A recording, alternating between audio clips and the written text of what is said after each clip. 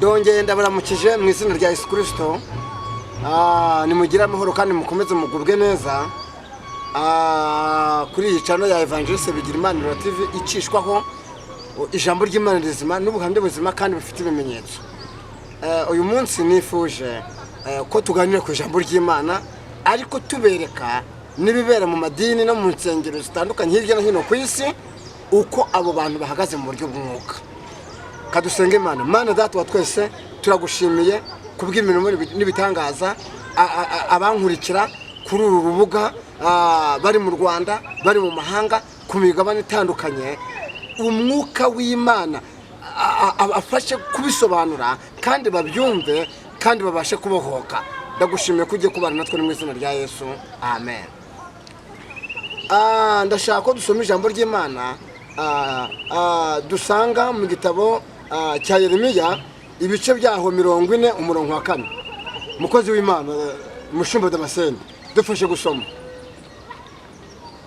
Yeremiya igice cya 40 umurongo wa 4. Igitabo cy'umuhanuzi Yeremiya igice cya 40 umurongo wa 4 haravuze ngo noneho rero uyu munsi ndakubohora ngukureho iminyururu iri ku maboko yawe. Nushaka ko tujyana i Babuloni uze tugende nzakugirira neza. Ariko nudashaka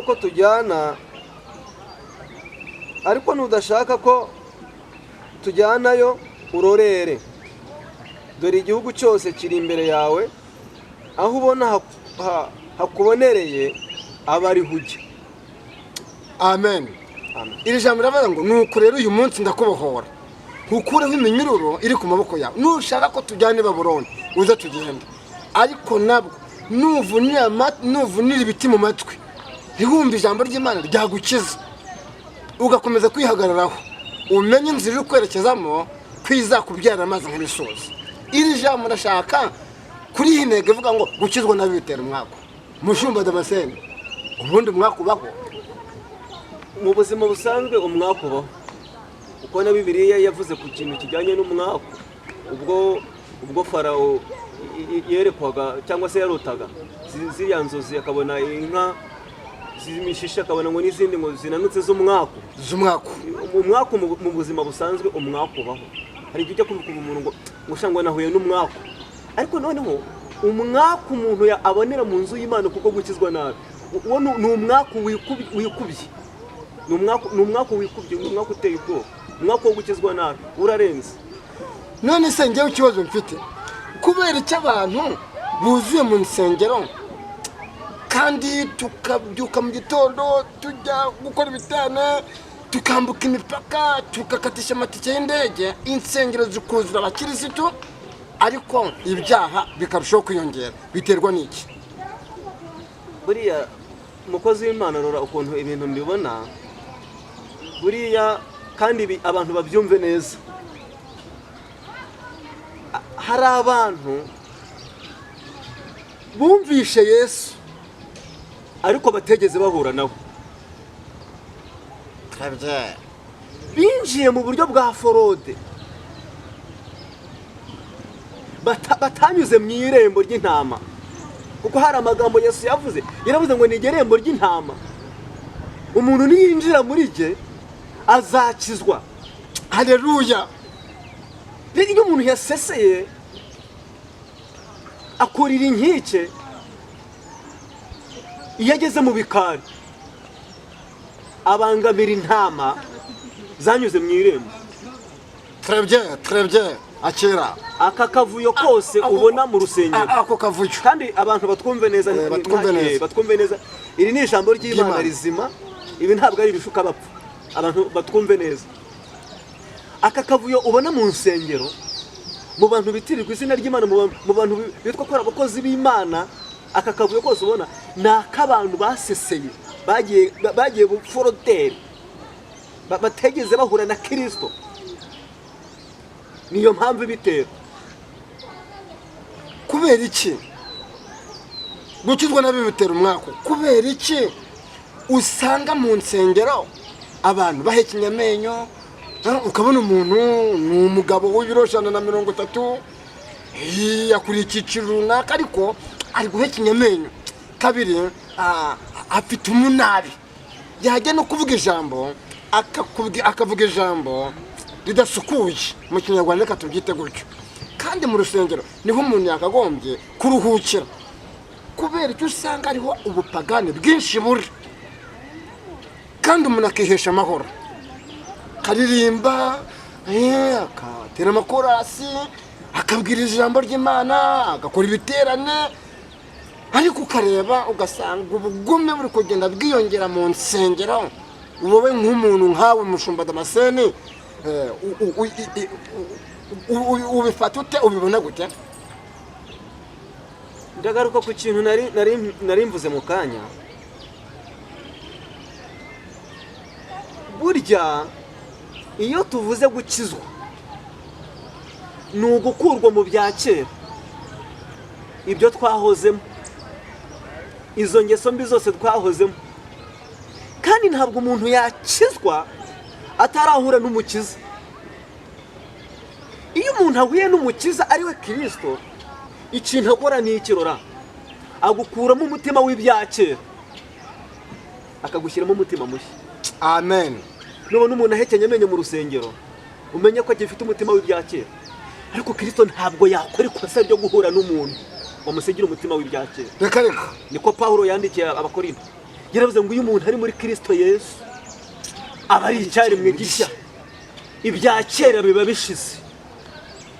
Iyo umuntu yahuye na Yesu akorera Imana abohotse arabohoka, nta munyangire, nta nzamwica, nta ndamwanga, nta bugambanyi. Izo ngaruka zose uri kubona mu rusengero ni abantu binjiranye umutima w'ibya kera. Yes. Bene data bakozi b'Imana, turaburira abanyabyaha, turaburira abashumba, turaburira abapastori, turaburira abita izina ry'Imana, turaburira abahanuzi b'ibinyoma b'indamu b'inda nini, turaburira abashumba baryamana n'intama, turaburira abagambanyi, abantu bajya mu bapfumu bakaza mu nzu y'Imana, turaburira abanyeshyari, turaburira dore impanda y'Uwiteka kugeza aho wanze kumva, wafashe amatwi yavuniramo ibiti bakawusimbuza amafaranga, bakawusimbuza business. Turaburira Imana irababaye, abantu aho bari babyumve, Imana babajwe n'umurimo wayo, abantu batubatoye, Imana irababaye, bari gutukisha izina ry'Imana kandi baba mu rusengero, bari gutukisha izina ry'Imana. Imana irababaye ku rwego mudashobora gutekereza, ariko uyu munsi wa none Imana y'Uwiteka kugezeho abanyamashyari, abashumba, uburozi, ibintu birakomeye. Abantu aho bari bose aho bari hereye kose mu mvururu rw'Ikinyarwanda, Imana bageze no ku rwego rwo kuroga igaburo ryera, bageze no ku rwego rwo kwiba, bageze no ku rwego rwo kugambana mu nzu, bakagamba umupasiteri akagambana mugenzi we, bagafungisha umwe akagambana mugenzi we bakamushyira muri gereza. Imana irababaye. Ibyo byaha umaze imyaka myinshi uri gukora ukabikorana mu murimo, Imana irababaye. Nutihana ngo wisubireho nk'uko Yeremiya yavuze ngo uyu munsi ndakubohora, nutibohora ngo y'ibyaha ugakomeza ukiboha na Satani akakuboha. Imana irababaye, izakuruka. Imana ku rwego bene data, nuko shitani yabuhe abantu mu rusengero, ababohera mu byubahiro, ababohera mu kugambana, ababohera mu gusambana, ababohera mu kwiba, ababohera mu kuroga, ababohera mu nzika. Ariko ijambo ry'Imana ratubwira ngo nuko rero uyu munsi ndakubohora, ukureho iminyururu iri ku maboko yawe, nushaka tujyana mu ijuru zo tugende, ngo ariko nudashaka urorere. Imana iyo ufite umwuka, ufite ubwenge, iravuze ngo urashaka kukubohora, umutima ukaba muzima. Haleluya. Nuko nguko abantu babo, nuko nguko ndakubohora, ukureho iminyururu iri ku maboko yawe, nushaka tujyana i Babuloni uze tugende, dore nzakugirira neza. Imana ishimwe kubemeye kumva ijambo ry'Imana k'uyu munsi baruhutse, tuyihereze icyubahiro. Haleluya. Amen. N'abantu basiga baza bakajya mu rusengero banywera urumogi, bakajya mu rusengero banyweye inzoga, umuntu akajya kwigisha ku ruhimbi yanyweye inzoga, umuntu akajya kwigisha ku ruhimbi yararanye n'indaya, yarayasambana. umuntu akajya kandi ugasanga abo bakora ibyaha nibo bashyira imbere, nibo birirwa ngo nimwakira bakabona nibo bakurikiye cyane. Ukuri kwarabuze kandi Mushumba Damascene, ukuri kwarabuze. Ariko reka nkubwize ukuri, hari birindwi Imana iduhamagaye kugira ngo tubwize abantu ukuri, imitima y'abantu ikire.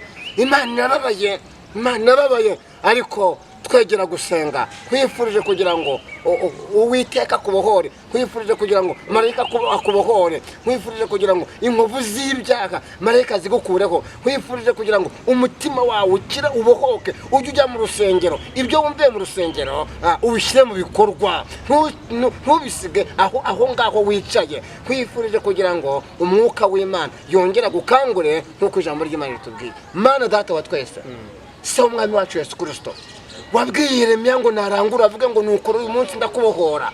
Abantu baraboshye, ubwabo bariboshye na Satani arababoha, kandi baboherwa kahandi hihitiriwe izina ryawe. Ariko nk'uko twavugije iyi impanda ngo ubohora abantu, bohora iyi ni impanda twavuze ngo ubohora abantu, baboshye ubohore. Turaburira abavuzi n'Ikinyarwanda, turaburira abaposto, turaburira abashumba kugira ngo bakire kubohorwa iyi impanda, bayumve baba baryamye baba bari mu ijoro.